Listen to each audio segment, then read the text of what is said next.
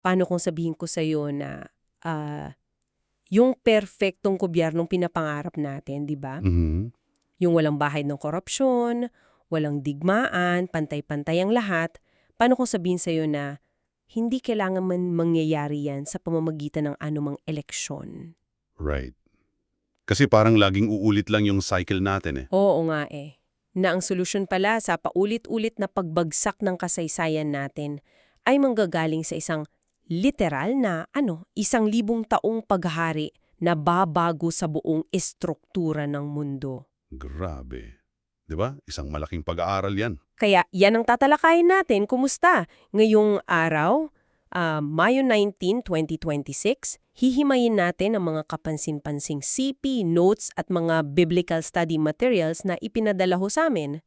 Tungkol ito sa tinatawag na Millennial Kingdom o yung 1,000 taong paghahari ni Jesu Kristo sa lupa. At alam mo, mahalagang buksan natin ang mga dokumentong ito kasi kadalasan kapag usapang end times o mga huling araw, parang nagiging nakakalitong listahan lang siya ng mga nakakatakot na propesiya, di ba?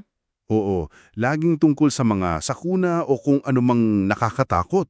Pero sa malalimang pagsusuring ito, makikita natin na ang focus ay nasa pag-unawa kung paano tuluyang babaguhin ang kalikasan ng tao Mhm. at kung ano ang mangyayari sa mga namayapa na, tapos yung nakatakdang kahinatnan ng pinakaugat ng kasamaan.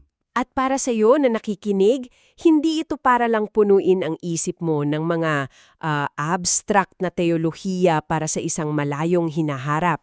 Hindi. Makikita mo rito kung paano direktang nahuhubog ang mga desisyon mo ngayong araw kapag naunawaan mo yung tiyak na patutungguhan ng mundo. Exactly. Kumbaga, may epekto siya sa present time natin. Pero bago natin ilarawan kung ano ba talaga itong 1,000 taong paghahari, magandang linawin muna natin ang mga karaniwang maling akala. Oo, kailangan yan. Kasi kapansin-pansin sa mga notes na pinadala mo na maging ang mga sariling disipulo ni Jesus noon, may iba silang inaasahan eh. Oo, napakalinaw niyan sa Aklat ng Mga Gawa, Kabanata 1. Mhm. Yung bago siya umakyat sa langit. Oo, yun nga. Bago pa man umakyat sa langit si Jesus, ang taning tanong ng mga disipulo ay kung ibabalik na ba niya ang kaharian sa mismong sandaling iyon. Parang, Lord, mayon na ba yung political na solusyon natin? Ganun na nga, ang inaasahan nila ay madali ang pagbabago sa politika kasi nabubuhay sila sa ilalim ng malupit na pananakop ng imperyo ng Roma nung panahon na yon, di ba? Okay. Kaya logical para sa kanila na maganap ng isang pinunong militar, isang leader na magpapabagsak sa mga Romano at ibabalik yung power sa mga Hudyo. So parang naghahanap sila ng isang rebelding leader na uupo sa trono agad-agad. Oo, pero base sa Ebanghelyo ni Lucas Kabanata 24 at Juan Kabanata 14, ipinaliwanag ni Jesus na napakaliit ng kanilang pananaw. Kumbaga, binigyan niya ng upgrade yung pag-unawa nila. Totoo yan. Hindi niya layunin palitan lamang ang nakaupong pinuno. Sinabi niya sa kanila sa Gawa Kabanata 1 na hindi na nila kailangang malaman ng eksaktong oras. Kasi yung plano pala ng Diyos ay hindi nakakakulong sa simpleng pagpapalit ng gobyerno. Isang ganap na pagpapalit sa buong sistema ng pamamahala sa daigdig ang mangyayari. At dito pumapasok yung isang napakalinaw na matulaing paglalarawan mula sa lumang tipan. Yung kay Nebuchadnezzar? Oo, yung panaginip ni Haring Nebukadnesar sa 2 kabanata ng Daniel. Right. Nakakita siya ng isang malaking estatwa na gawa sa iba't ibang materyales. Yung ulo ay ginto, dibdib ay pilak, hita ay tanso, tapos yung mga paa ay bakal na hinaluan ng luwad. At yung bawat bahagi noon, sumasagisag sa mga imperyo ng tao na susulpot at babagsak, di ba? Eksakto. Tapos sa panaginip, may isang bato. Isang batong hindi ginawa ng kamay ng tao na tumama sa mga paa ng estatwa at dinurog ito ng tuluyan. Dinurog talaga? Oo. Tapos yung bato ay unti-unting lumaki hanggang sa naging isang bundok na pumuno sa buong mundo. ipagpalagay natin yung estatwang iyon bilang lahat ng ating kasalukuyang politika, tapos yung mga limitadong kakayahan nating mamuno, isipin mo may isang higanting beach ball na unti-unting lumalaki hanggang sa mabalot at mapalitan nito ang buong kalupaan. Magandang visualization yan. 'Di ba? Kasi hindi ito parang bumoto ka sa eleksyon tapos nag-iba lang yung alkalde kaya umasa kang gagaan ng konti ang buwis. Hindi ganun kaliit. Ito ay yung tuluyang pagdurog at paggalis sa umiiral na sirang sistema ng daigdig at papalitan ng isang bago, makatarungan at perpektong otoridad yung beach ball natin. At kapag napalitan na ang buong istruktura ng otoridad, ang susunod na kinakailangang baguhin ay ang mismong naguudyok ng kasamaan sa mundong ito. Siyempre. Sinasabi kasi sa ika-20 kabanata ng Apokalipsis na bago magsimula ang 1,000 taon, bababa ang isang anghel mula sa langit, hahawakan si Satanas. At igagapos siya. Oo, igagapos. Sa loob ng isang buong milenyo, alisin ang kakayahan niyang manlinlang sa mga bansa. Wow! Isipin mo yon yung mismong ugat ng panunukso na sumira sa kasaysayan, ganap na itatali at ikukulong. Wala siyang magagawa sa panahong ilon. Pero teka muna, kung nakagapos si Satanas, ibig sabihin ba nito otomatikong naging mabuti na ang lahat ng tao? Magandang tanong yan. Kasi parang ang dali namang maging perpekto kung walang demonyong nanunukso sa paligid mo, di ba? Ang mga mortal na tao bang mabubuhay sa panahong iyon ay mawawalan na ng kakayahang magkasala? Hindi. Ang kawalan ng manunukso ay hindi katumbas ng kawalan ng kasalanan sa puso ng tao. So andun pa rin yung tendency. Oo, ang pagkakagapos kay Satanas ay nag-aalis lamang sa panlabas na puwersa na laging naguudyog ng digmaan at puot. Lilikha ito ng pinakamainam na kapaligiran para sa kapayapaan, Pero hindi nito inaalis ang free will. eksakto, hindi nito inaalis ang malayang pagpapasya ng tao. Ipinapanganak pa rin ng mga tao na may sariling kakayahang pumili. Meron pa rin silang limitadong kalikasan na kailangan sumailalim sa proseso ng pagpapasya kung susundin nila ang Diyos o ang sarili nila. Kahit na wala nang bumubulong sa kanila upang gumawa ng masama. Ibig sabihin, malaking bahagi pa rin ng buhay nila ang pagpili sa araw-araw. Oo naman. At habang nangyayari ito sa mga taong mortal, meron ding ibang grupo ng mga tao na mamumuno sa kanila, di ba? Parang may sariling cast of characters itong kaharian. Oo, isang malaking reunion yan. Nandyan siyempre si Jesus bilang hari. Right? Tapos yung mga disipulo niya. Kasi nakasaad sa Lucas 22 na bibigyan din sila ng authority? Oo, at yung mas nakakagulat ay ang presensya ng mga nabuhay na muli. Yung mga resurrected saints. Yung mga namartir noong panahon ng matinding paghihirap or tribulation. Sila ma. Kasama rin dyan ang mga mananampalataya sa kasalukuyang panahon natin na kinuha papunta sa langit, tapos yung mga propeta at banal mula sa lumang tipan. Yung binabanggit sa Daniel Kabanata 12, di ba? Yung mga nagniningning na parang mga bituin. Tama. At ang mahalagang unawain dito ay yung mekanismo ng kalagayan nila. Ang mga nabuhay na muling ito ay hindi na mga mortal. Immortal na sila. Oo, binigyan na sila ng mga bagong katawan na hindi na nasisira, hindi na nagkakasakit, at hindi na tumatanda. Sila yung tutulong sa paggabay sa mga bilyon-bilyong mortal na tao na ipapanganak sa loob ng 1,000 taon. Grabe, isipin mo yung dinamika ng mundong iyon. Mga taong nagkakasakit at namamatay na namumuhay kasama ng mga taong may immortal na katawan. Kakaibang setup talaga. At dahil may mga immortal na taong maninirahan dito, lohika lang na hindi sila pwedeng mamuno sa isang mundong unti-unting nasisira o nabubulok, 'di ba? Kailangan tumugma ang pisikal na kalikasan ng mundo. Kumbaga, kailangan ng isang malawakang factory reset, pabalik sa Eden ang buong planeta. At dito pumapasok yung mga sipe mula sa aklat ni Isaias, Kabanata 11. Ano yung inilalarawan doon? Inilalarawan doon na ang lobo ay tahimik na mamumuhay kasama ng tupa, at ang leon ay kakain ng dayami tulad ng isang baka. Wala na yung survival of the fittest. Wala na yung batas ng kalikasan kung saan ang mahina ay laging biktima ng malakas. Pero wait, may pushback ako dyan. Literal ba itong mangyayari sa sikmura at panga ng leon? O isa lang itong matulaying paglalarawan ng kapayapaan sa pagitan ng mga bansang magkakaaway? Binibigyang diing ng mga notes natin na hindi ito basta talinghaga, nakaugat ito sa teolohiya ng mismong paglikha. Paano? Kasi nang magkasala ang unang tao sa Genesis, hindi lamang ang kaluluhan ng tao ang isinumpa, pati na rin ang mismong lupa at kalikasan. Ang kasalukuyang sistema kung saan kailangang pumatay ng hayop para mabuhay ay bunga ng sumpang iyon. Kaya yung Millennial Kingdom, nagsisilbing literal na pagbabalik sa orihinal na disenyo. Parang ganap na pagbabalik sa Hardin ng Eden. Aayusin ng Diyos ang mismong biology at natural na batas ng mga hayop upang alisin ang pangangailangan nilang manika. Kaya pala yung paglalarawan sa Isayas Kabanata 35 ay namumulaklak na mga disyerto. At sa aklat ni Amos, umaapaw yung ani kaya't yung nag-aararo ay umaabot na sa panahon ng nag-aani. Dahil sa sobrang bilis at dami ng bunga ng lupa, isang mundong inalis ang sumpa.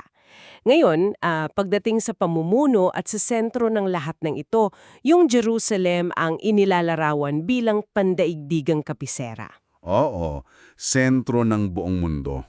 At dito nga pumapasok yung isang malaking debate ng mga eskolar na tinatawag na replacement theology. Ano ba itong replacement theology na ito? Ang ilan kasi ay naniniwalang dahil sa pagtanggi ng sinaunang Israel, ang simbahang Kristiyano na ang umako ng buo at espiritual sa lahat ng mga pangako para sa bansang Israel. Oh, I see.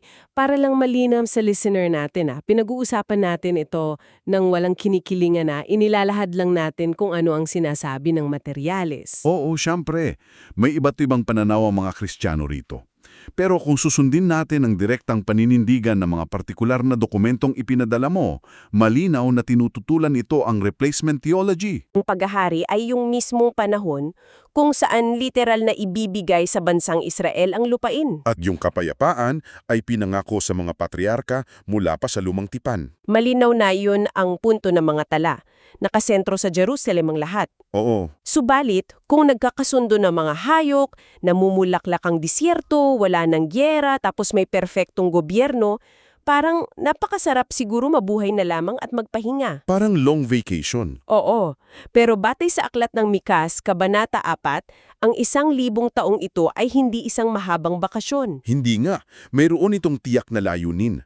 Ang mga tao mula sa iba't ibang nasyon ay naglalakad paakyat sa Jerusalem para matuto. Isa itong higanteng pandaigdigang sistema, di ba? Oo, yung mismong lupa ay nagiging isang malawak na templo ng pagkatuto. Kasi hindi sapat na magkaroon lang ng payapang kapaligiran. Ang mga mortal na ipinangapanganak sa panahong ito ay kailangang aktibong turuan sa mga pamamaraan at batas ng Diyos.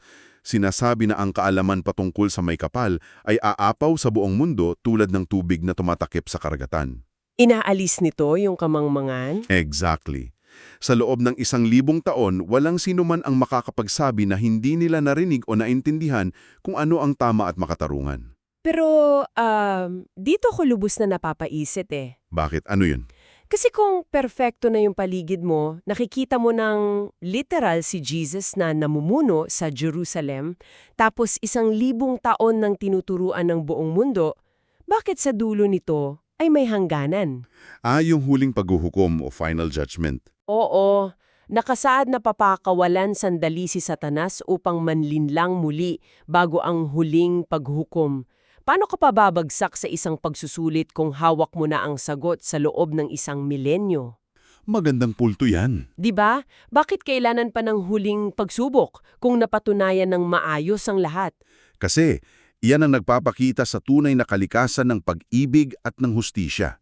Maali ka kasing sumunod sa mga batas sa loob ng 1,000 taon dahil iyon ang patakaran ng lipunan. Dahil wala kang ibang pagpipilian. Tama. Pero ang pagsunod na nag-uugat lamang sa pagsang-ayon sa sitwasyon ay hindi totoong katapatan. O nga ano? Pinapahalagahan ng Diyos ang free will o huling pasya ng tao. Sa pamamagitan ng pagpapalaya muli sa pinagmumulan ng tukso ng maikling panahon, inilalantad yung tunay na nilalaman ng puso. So ang sinumang sumunod sa maling landas matapos ang 1,000 taong kapayapaan at direktang edukasyon. Ay magpapatunay lamang na ang paghihimagsik ay hindi dahil sa masamang kapaligiran, kundi isang malayang pagpili ng individual. Nangangahulugan iyon na hinding-hindi ipagpipilitan ang tunay na pagmamahal. Bibigyan ka ng pinakamagandang pagkakataon para mamili, pero yung huling desisyon, nakasalalay pa rin sa iyo. O, bago pumasok ang kasaysayan sa walang hanggang bagong langit at bagong lupa. Wow! Ngayong nalakbay na natin ang saklaw ng kahariang ito, ibalik natin ang atensyon sa tagapakinig natin. Sige. Bakit ba napakahalaga na malaman mo ang mga detalyeng ito sa araw na ito, ngayong Mayo 19, 2026? Dahil ang pangitaing ito ng hinaharap ang pinakamalaking patunay sa walang hanggang katapatan ng Diyos. Hindi niya nakakalimutan ang mga pangakong binitiwan niya libu-libong taon ang nakaraan. Ipinapakita nito na magkakaroon ng ganap na hustisya para sa mga inapi at gantimpala para sa mga nananatiling tapat. At alam mo, kung naniniwala kang may ganitong katapatan at katarungan ang taga-disenyo ng kasaysayan, tuwirang binabago nito ang pananaw mo sa mga problema mo ngayong araw eh. Paano mo nasabi? Isipin mo ito, na-mention natin ito sa mga notes kanina. Parang ganito, kapag nanonood ka ng isang pelikulang puno ng gulo, pagdurusa at kawalang katarungan, nakakaramdam ka ng matinding kaba, di ba? Oo, nakaka-stress manood ng ganyan. Pero kung nabasa mo na yung script bago ka panood at alam mong magkakaroon ito ng isang masaya at makatarungang wakas kung saan naayos ang lahat, Alam mo na ang ending. oo, hindi ba't naiiba yung paraan ng panonood mo sa bawat mabigat na eksena? Nawawala yung matinding pagkabalisa, alam mo kung paano magtatapos ang kwento. Napakagandang analohiya. Ganon din pala sa pang-araw-araw mong buhay. Ang bigat sa trabaho, ang mga problema sa lipunan, at ang mga pansariling kabiguan, hindi na nagiging nakakadurog na katapusan ng iyong mundo. Kasi alam mo yung happy ending eh. At dahil alam mo ang kahihinatnan, hindi ka na lang uupo at maghihintay.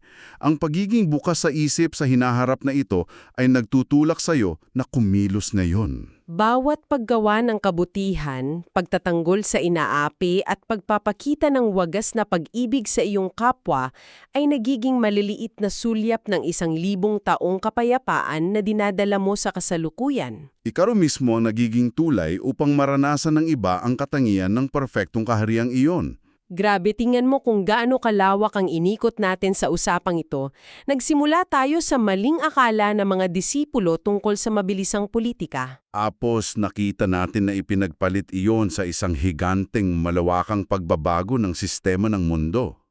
Oo, tinalakay rin natin yung kakaibang pagsasama ng mga immortal na banal at mga mortal na tao sa isang planetang nanumbalik sa orihinal na disenyo. Kung saan kahit ang mga mababangis na hayop ay maamo na. Binusisi natin yung layunin ng edukasyon sa Jerusalem at kung paano nirerespeto ang free will kahit sa perpektong kapaligiran. At kung bakit kailangan ng huling paghuhukom upang linawin kung sino talaga ang taos-pusong nagmamahal sa Diyos. Sa kabuuan, ipinapakita nito na hindi ka biktima ng isang kasaysayang paulit-ulit na bumabagsak. Bahagi ka ng isang malalim na kwento na papunta sa isang tiyak na direksyon. Ang lakas at pag-asang ipinangako para sa malayong hinaharap ay ang mismong puwersang maaari mong sandalan ngayong araw. Pero bago tayo magtakos at maghiwalay, May pahabol ka.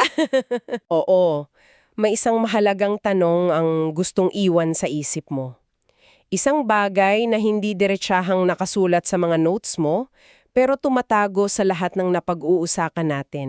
sige, ano yon? Kung ang sentro ng 1,000 taong ito ay ang unti-unting pag-aaral ng mga pamamalaan ng Diyos sa Jerusalem at ang ganap na pagwawaksi sa kultura kung saan ang mahina ay laging kinakain ng malakas, ano nga ang mga personal na paniniwala, ambisyon o ugali mo ngayon na kailangan mo ng simulang kalimutan o i-unlearn sa isip mo upang tunay kang maging handa at kaayon sa isang mundong pinaghaharian ng ganap na kapayapaan? Napakalalim niyan.